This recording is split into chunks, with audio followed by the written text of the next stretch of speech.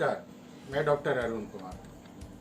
सावधान, फर्जी वेबसाइट से हो सकते हैं आप ठगी के शिकार। कोरोना वायरस महामारी के प्रकोप से देश बुरी तरह प्रभावित है। इस घातक वायरस से बचने के लिए कुछ दिनों तक लॉकडाउन की व्यवस्था की गई थी, जिसमें धीरे धीरे छूट भी दी गई।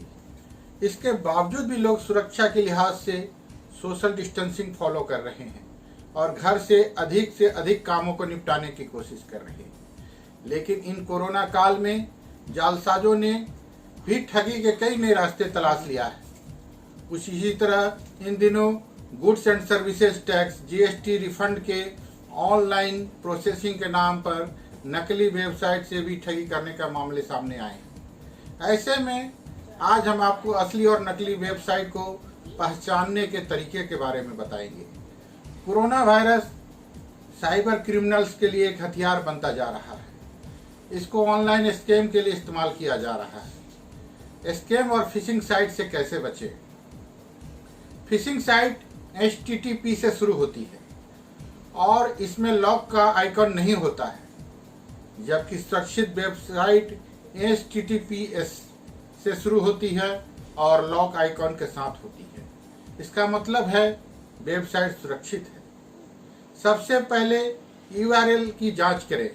इस बात को सुनिश्चित करें कि यह असली साइट है।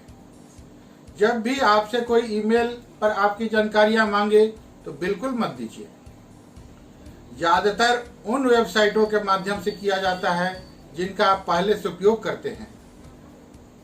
आपको कोई प्रलोभन या ऑफर दे। अक्सर ये साइट हमसे कुछ फॉर्म भरने के लिए कहती हैं।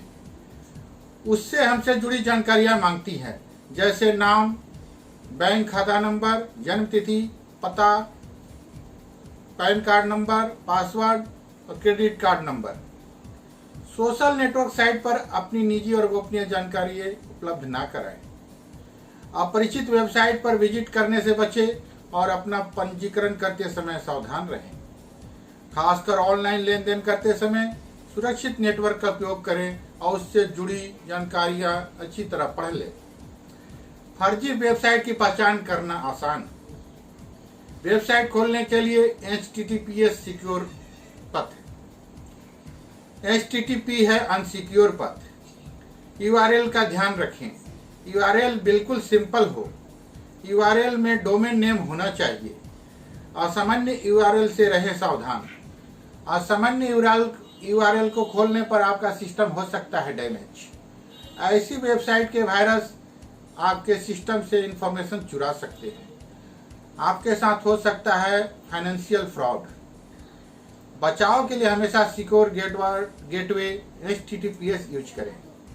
मजबूत और प्रमाणिक सिक्योरिटी का इस्तेमाल करें। प्रत्येक खाते के लिए अलग अलग पासवर्ड का प्रयोग करें।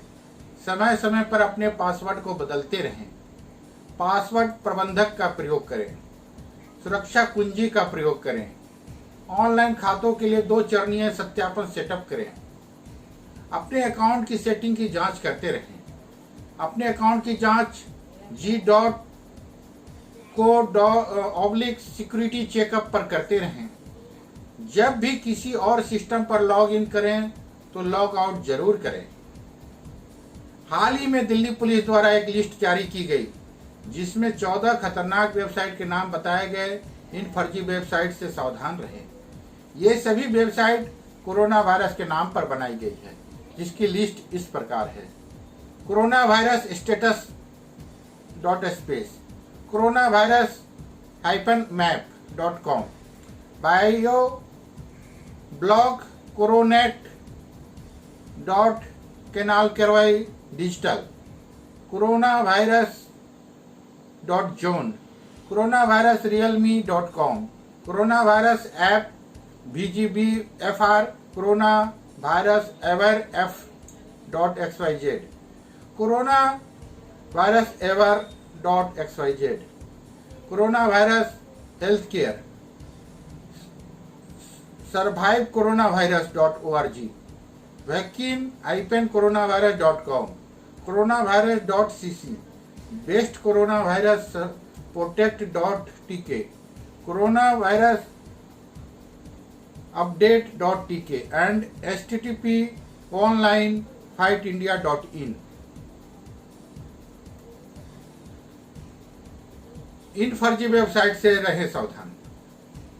अस्पष्ट और सटीक भाषा शैली, साधारण वाक्य विन्यास, व्याकरण त्रुटियों से दूरी, शुद्ध भाषा, एक व्यवस्थित पैटर्न लिखने का तरीका, पेज के अबाउट में पूर्ण जानकारी उपलब्ध होना, सरकारी प्रेस रिलीज से संपूर्ण सूचना होना, यूआरएल सीधा और स्पष्ट होना, किसी भी तरह की भ्रांति का अभाव, साइट का सिक्योर होना यानी HTTPS अंत में S यानी सिक्योर का मार्क होना, उसकी जानकारी और माध्यम और प्रमाणिक अखबारों और समाचार चैनल्स पर उपलब्ध होना, वेबसाइट के अबाउट में सूचना संपर्क डेस्क का होना, उससे जुड़ी जानकारियों की संपूर्ण जानकारी उपस्थित होना।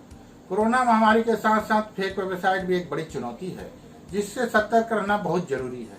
अफवाहों से सावधान रहें और कुछ भी शेयर करने से पहले और वेबसाइट पर विजिट करते हुए जांच पड़ताल जरूर करें। Fake news expert professor Umesh Arya के अनुसार यह नुकसानदायक ही नहीं अपितु खतरनाक हो सकता है, क्योंकि यह एक स्वास्थ्य संबंधी मामला है।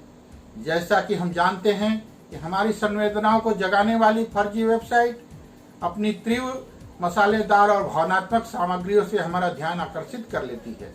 ऐसे में लोग इसके लक्षणों, उपचार और त्वरित उपायों को लेकर भ्रमित हो जाते हैं। सभी निराधार दावों और प्राथमिक शोध के अंतिम निर्णय के साथ प्रस्तुत किया जाता है, जो जीवन के खतरे में डालने के समान है। अन्य fake website expert professor Archana Kumari के अनुसार कोई भी यूआरएल यूज करने के लिए डोमेन नेम का ख्याल जरूर रखें। कंफ्यूजिंग वेबसाइट का यूआरएल और लुक बेहद खतरनाक होता है। फ्रॉड यूआरएल चुरा सकता है आपका पर्सनल और प्राइवेट डाटा, इसलिए यूआरएल को ध्यान से समझें और वेबसाइट को क्लिक करें। इस प्रकार कोरोना वायरस और फेक वेबसाइट से सावधानी ही हमारा बचाव है। धन्यवाद। आपका अपना डॉक्टर अरुण कुमार। नमस्कार। अब साइबर अपराध देशों के सामने नई चुनौती। आखिर कितना तैयार है भारत? हम जितनी तेजी से डिजिटल दुनिया की ओर बढ़ रहे हैं, उतनी ही तेजी से साइबर अपराध की संख्या में वृद्धि हो रही है। कोरोना के समय में ऑस्ट्रेलिया की संचार प्रणाली पर बुरा असर हुआ है। संचार प्रणाली पर प्रश्न चिन्ह लगता है। इसी बीच अब साइबर विशेषज्ञों ने भारत में भी एक बड़े साइबर हमले की आशंका व्यक्त की है। सरकार ने व्यक्तियों और व्यवसायों के खिलाफ बड़े पैमाने पर साइबर हमले के खिलाफ चेतावनी दी है, जहां हमलावर व्यक्तिगत और वित्तीय जानकारी के लिए कोविड के तहत एकत्रित किए गए डाटा को चोरी कर सकते हैं। भारत की साइबर सुरक्षा नोडल एजेंसी के सलाहकार चेतावनी जारी की है कि संभावित साइबर हमले सरकारी एजेंसियों, विभागों और व्यापार निकायों का टारगेट कर सकते हैं, जिन्हें सरकारी वित्तीय सहायता के संवितरण की देखरेख करने को सौंपा गया है। हमलावरों से स्थानीय अधिकारियों के बहाने दुर्भाग्यपूर्ण ईमेल भेजने की आशंका है, जो सरकार द्वारा वित्त पोषित कोविड-19 समर्थन पहल के प्रभारी है। जानकारी के अनुसार साइबर हमलावरों के पास 2 मिलियन ईमेल आईडी होने की आशंका है और ऐसे समय लुभावनी ईमेल भेजने की योजना बना रहे हैं। भारत में पूर्व में भी साइबर हमले होते रहे हैं। उदाहरण के लिए वर्ष 2016 में बैंक खाता धारकों के 3.2 मिलियन डेबिट कार्ड की व्यक्तिगत जानकारी का लीक होना और उनका डाटा चोरी होना भारत में एक बड़ा साइबर हमला था। वर्तमान में साइबर सुरक्षा रणनीति राष्ट्रीय सुरक्षा का एक अभिन्न अंग बन गया है। इसका प्रभाव क्षेत्र किसी देश के शासन, अर्थव्यवस्था और कल्याण के सभी पहलुओं को कवर करने में सैन्य प्रभाव व उसकी महत्ता से किसी भी प्रकार से कम नहीं है। आज के समय में इंटरनेट का उपयोग लगभग हर क्षेत्र में किया जाता है।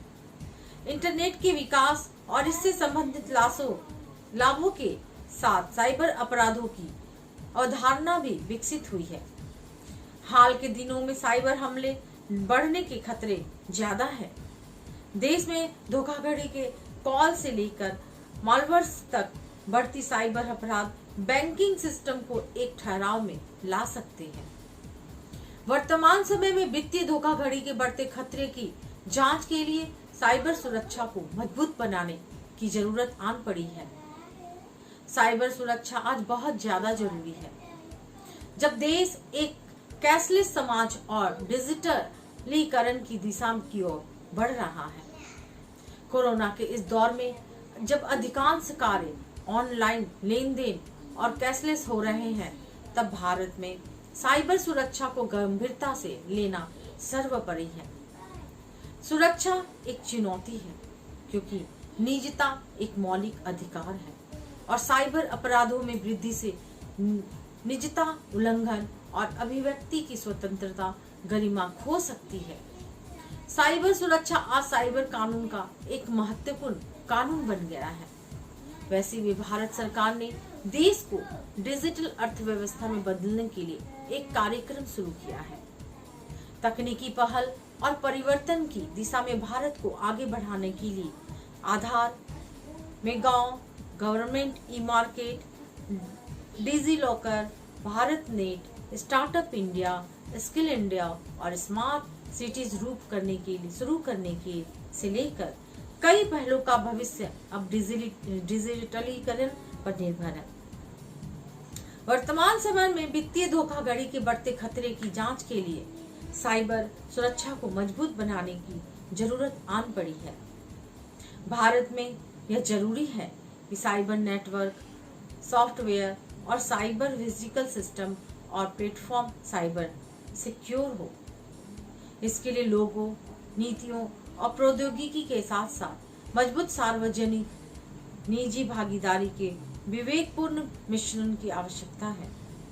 सूचना और संचार प्रौद्योगिकी उत्पादों पर निर्भरता और कमजोरियों की पहचान करने में हमारी अर्थ समर्थता एक प्रमुख साइबर सुरक्षा जोखिम है।